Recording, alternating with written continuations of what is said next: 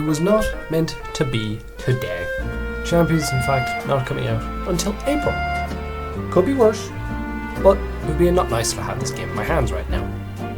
How's it going, guys? And welcome back to the Road to Champions, as we recap this ridiculous week by going over everything that we learned from Pokemon Champions today in Pokemon Presents, but mostly afterwards. If you guys have been enjoying this series, do let me know in all the good YouTube ways, and let's get into what was revealed today. So, the present itself was a bit of a nothing burger. The trailer just showed a lot of people on buses and, mini tournaments between people and things like that. We did see the Mega Dimensions Megas will be out, which we just assumed would be the case. So that's better than nothing, I guess. And we got the April release date. Surprised of not exact date. I wonder, is that just going to be revealed in a later trailer? Or if that's going to be something that it just shadow drops randomly at some point. We will find out in due course. They did update the website, as, we'll go through here and we'll go through everything bit by bit, starting off with these battle details. And the big thing that I want to start with is the fact that there is private battles, so there is custom matchmaking. The only issue so far is that when it comes to singles, all we've seen is the battle stadium style, where you have a team of 6 but you bring 3. I'm assuming that you will be able to do custom matchmaking to the point where you can bring 6 and have no timer.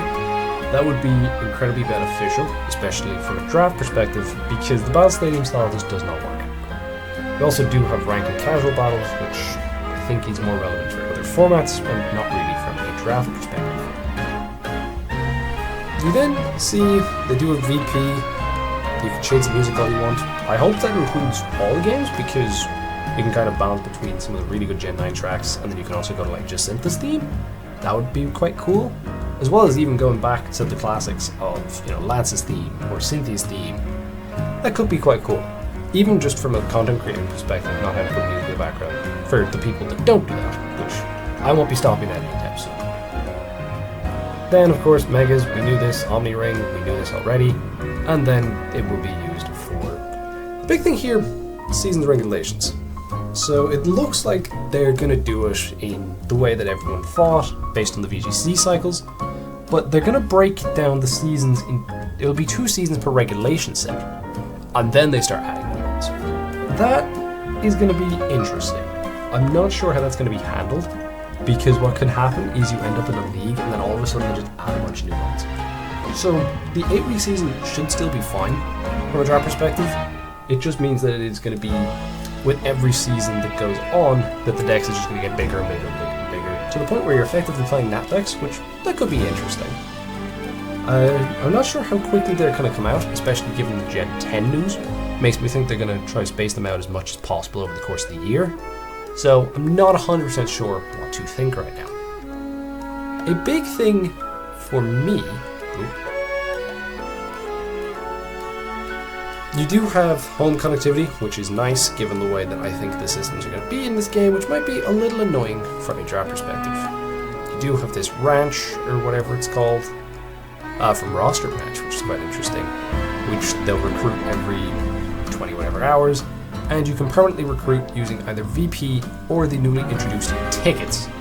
And tickets is where this game is going to make its money, because they've already confirmed that VP would be free and would not cost any monetary value. They did not say the same about tickets. And I have a feeling tickets are going to be what's included in battle passes, which I might as well just show that right now. They did say there will be a battle pass with paid and free rewards. You can see a Megastone there, which worries me a little bit, but you do also see the ticketing system there. So I do think the tickets are going to be the main thing that's behind a paywall. And it is going to make it a little bit annoying from a draft perspective, because making sure you can get your team, unless you connect everything up through home, is completely fine, which might be an issue. We'll see. But there seems to be a case of you can use them to restock your 22-hour timer quicker, or you can use them as a permanent recruit instead of spending your VP. So you can keep that for things like news, natures, and presumably, even though they haven't shown it yet, items, which might include Megastones. You do see here the training. We knew how this was going to work. They broke it down into just the values rather than EVs, which is quite nice, and getting rid of IVs. And once again showing no PP maxes, which could make a big deal in draft, because it makes a lot of moves a lot weaker and also makes pressure as an ability a hell of a lot better.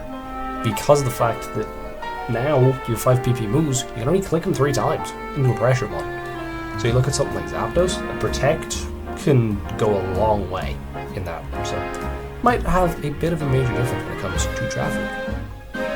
Of course, Mega Dragonite, we did know this thing was coming, but it seems to be that it's going to be a pre-order bonus, or like an early access bonus, which that's going to be rather interesting to see.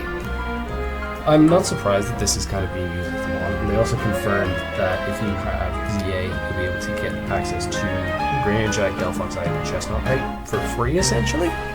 So that's going to be something to keep an eye on. I'm not sure what way they're going to distribute these Mega Stones, but it wouldn't surprise me too much if some of them are behind a paywall. Of course, more stuff here. There's just some of these pre-release screenshots. We see this Battle Pass again. And the only other thing I wanted to point out is that through the Japanese stream, we got the abilities of the 3 Mega Starters from Kalos. So we see here Chestnut's ability proccing versus Lucario, which we believe to be bulletproof from an Aura Sphere. So this thing keeps its hidden ability. Mega Chestnut, it's going to be good. I would have preferred a slightly more offensive ability, but keeping bulletproof is fine. It does help it with stuff like Goldengo, I guess. Delphox does keep Levitate, which we thought would be the case, and was the case in ZAOU. I say keep Levitate just because it's ZAOU. But we do see a Levitating Delphox here. This is good. Magic Guard might have been slightly better, but Levitate is still fantastic. It does bring the weaknesses down, and I do think it will help with some aggressive switch-ins, and not being affected by Spikes and Sticky Web could go a long way. And then, lastly, the big one was going to be Greninja, as I mentioned in the bans video, and this thing does in fact keep Protean. This thing might be too good for draft, we'll need to see, as well as what way they want to incorporate Battle Bond, because Ashgran hasn't been accessible for about 10 years, or rather the Battle Bond ability, so we're not 100% sure how that's going to work yet, but if this thing can get a Battle Bond into them megging and getting Protean boost, that just sounds like a problem. And then you do have some other screenshots of the various characters, which I don't really care from our perspective. So that is everything I wanted to quickly cover. The other thing that, while I'm here, I don't have the image ready here because this is a bit of a rushed attempt to get this out because I'm delayed, but the big thing is that we did see Incineroar and Serperior showing up. This is our available Pokemon list so far. We have seen starters, we have seen Mons with Megas, a lot of Mons with Megas actually. And the big one of note is Serperior and Incineroar down here. These two are interesting because it makes me think that this dex isn't going to be as simple as let's include all the ZA Mons, and we might actually see quite a lot of the Mons that are in SV. You do look at this list so far, it's quite a weird list. A lot of VGC Mons, like you look at Henry here, Ursaluna, Basculesian, Sneasler, Mousehold, and even down to those on Tatsugiri, Gambit, Sinistcha, Harsh, and Drapple. There's a lot of very VGC relevant Mons here, and there's quite a few draft top tiers missing. Hisuian Samurot's interesting. Like, it's a very diverse list so far. There doesn't seem to be any sort of direct connectivity. The main parameter that we've seen so far is that they're Mons that have Megas. Seems to be the main thing that we've seen so far. So I'm interested to see, do we get more information in terms of what other Mons release. That would be a nice bit of information to have prior to this game's release, whatever time in April.